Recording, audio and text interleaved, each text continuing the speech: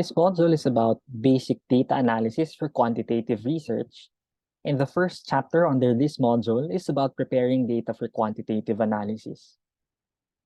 Data preparation refers to converting information from surveys, secondary data, or other sources so it can be used in statistical analysis.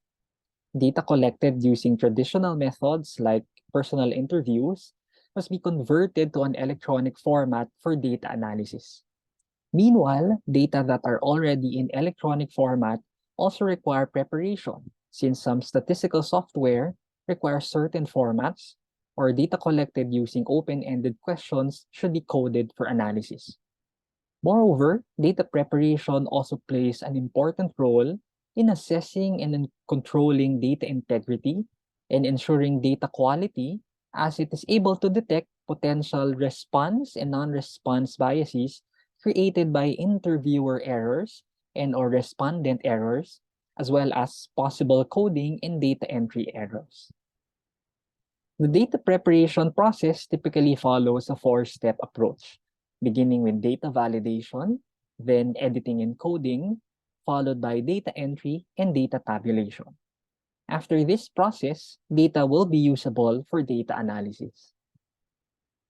The first step in data preparation is data validation, which is the process of determining to the extent possible whether a survey's interviews or observations were conducted correctly and are free of fraud or bias.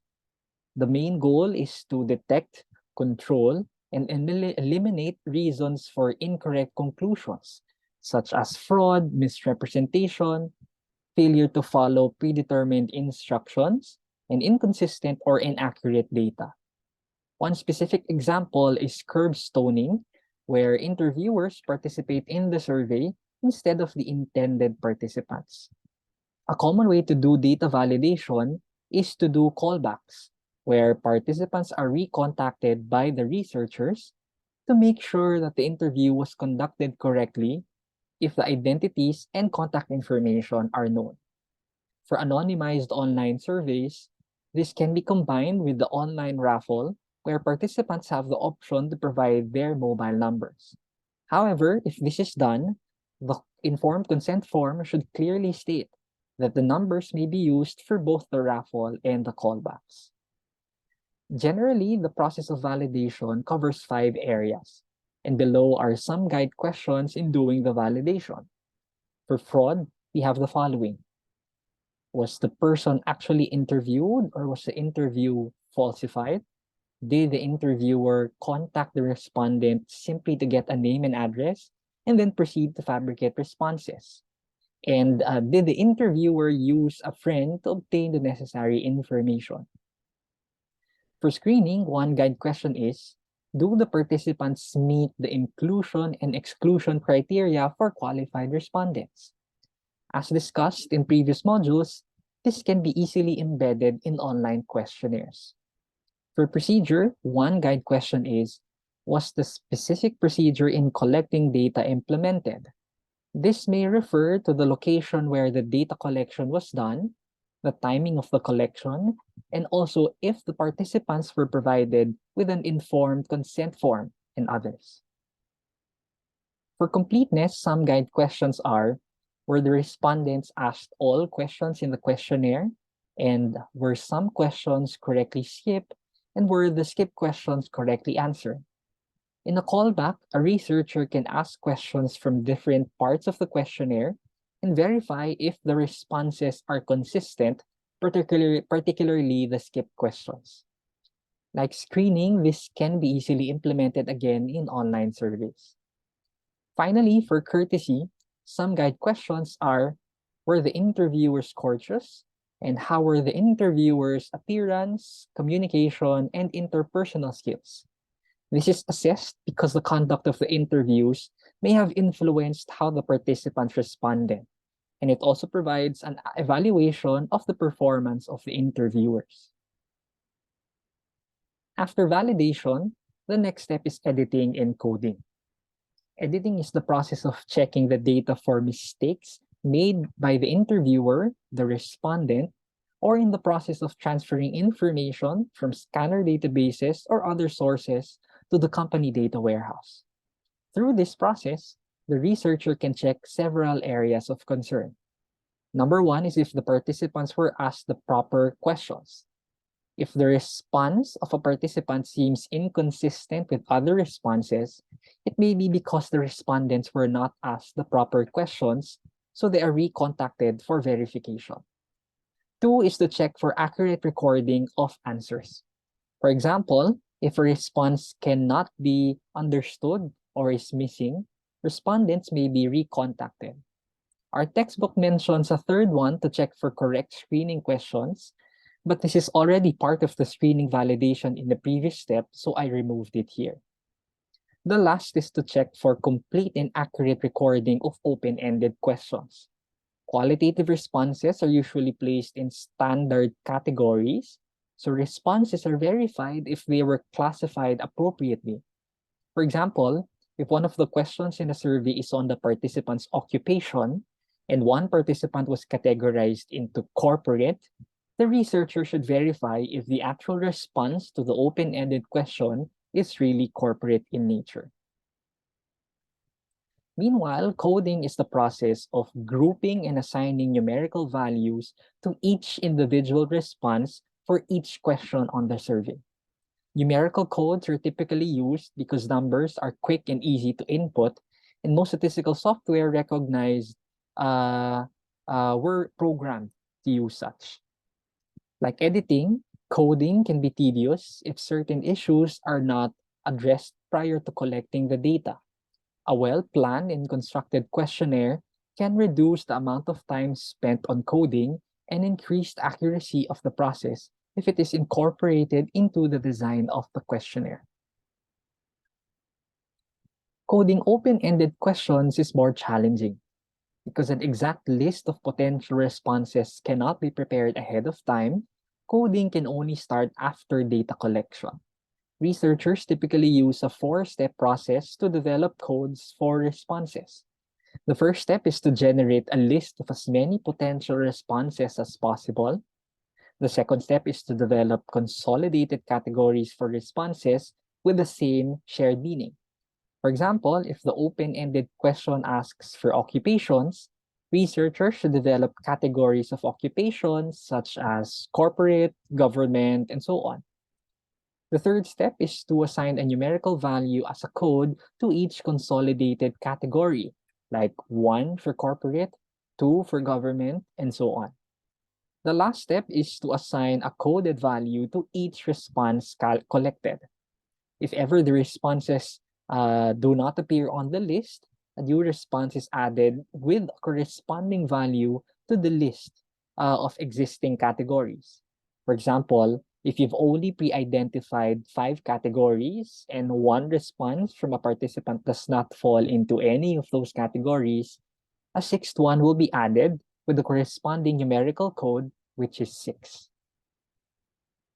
Another challenge is encoding multiple response questions.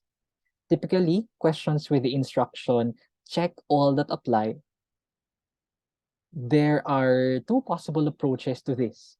The first one is a multiple dichotomy coding method, where each pre-listed choice is treated as a separate variable, which is recorded either as 0 or 1, whether they've selected the choice or not. For example, if the survey asks for the participants' preferred pizza topping, and the survey provided 10 pre-listed choices, this question will be split into 10 variables with 1 variable per topping. Another approach is the multiple response coding method. In this approach, the researchers will identify common themes among the responses, which will serve as the mutually exclusive response categories with unique codes assigned to them. For example, if one participant only picked toppings without meat and dairy products, that response can be categorized as vegan and assigned a code of 1. All other participants who answered similarly will have their responses coded as 1 as well. Every time coding is applied to a dataset, it is necessary to prepare a codebook. This is a document that comprehensively enumerates and provides details on all the constructs and variables gathered for a study. Usually, this is structured by construct and/or variable. For example, if one of the constructs in a research is perceived value, the codebook should state the indicator variables that measure this construct and provide relevant information, such as the name of the variable in the dataset, the full indicator variables, and the codes used per choice. The indicator variable the product is convenient to use is named as PV1, and its 5 choices are coded based on responses to a 5-point Likert scale. After data validation and editing and coding, the third step in the data preparation process is data entry. This pertains to tasks involved with the direct input of the coded data into some specified software package that ultimately allows the research analyst to manipulate and transform the raw data into useful information. There are several ways to enter coded data into an electronic file. With an online survey, data is automatically entered into a database. Another approach is through the use of scanning devices, which may be used to read alphabetic, numeric, and special character codes using standardized forms or documents. This is typically done for assessments like entrance exams, where participants are asked to shade circles corresponding to letters of their responses.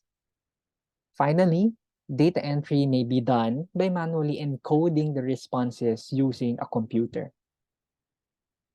Error detection may also be done while doing data entry. For example, the software can automatically prompt the researchers if an inappropriate code is typed in the dataset, such as 2 if the codes are either just 0 or 1. Otherwise, the researchers may do a manual check of all responses per variable or item, either through a visual check of all coded responses per variable or item, or through a frequency distribution to see a summary of responses per variable or item. Another common problem in data analysis is missing data, in which respondents do not provide an answer to a question, whether intentional or not. This situation is more likely in self-administered surveys without safeguards for ensuring that participants are able to answer all questions appropriately. Some approaches in dealing with missing data are listed here, such as replacing the missing value with a value from a similar respondent. For example, if the demographics of the respondent are male, aged 39 to 49, with some college education, then one appropriate approach is to find one or more other respondents with similar characteristics and use the responses as a guide to determine a replacement value for the missing data. Another approach is to use the answers to the other similar questions as a guide in determining the replacement value. A third approach is to use the mean of a subsample of the respondents with similar characteristics that answer the question to determine a replacement value. Similar to the previous example, if the demographics of the respondent are male, aged 39 to 49, with some college education, then the replacement value for the missing data is the average of the responses of participants with similar characteristics. Lastly, researchers can use the mean of the entire sample that answer the question as a replacement value. However, this is not recommended because it reduces the overall variance in the question, which is needed for statistical analysis. Finally, the last step in the data preparation process is data tabulation. This is a simple process of counting the number of observations that are classified into certain categories, which is also known as the frequency count or distribution. Two common forms of tabulation are one-way and cross-tabulation. One-way tabulation shows the number of respondents who gave each possible answer to a question. This is usually used to profile the sample in a study, but it can also be used to check for data entry errors and indicate missing data. Meanwhile, cross-tabulation categorizes the number of responses to two questions, thus showing the relationship between those two variables. This is most often used in qualitative data, either nominal or ordinal in scale level. Consider this fictional cross-table of student population in the Loyola schools. The rows show the different year levels, the columns show the schools, and the numbers in the intersections are the frequencies corresponding to each combination of year level and school. According to this table, there are 75 students who are from GB Shield who are in their first year, while there are 12 students from SOH who are in their fifth year. Cross tables usually show the totals per row and column, which is similar to the values you would get if you used one-way tables. So once all of that is done, data is now considered to be prepared, and you may now proceed with data analysis.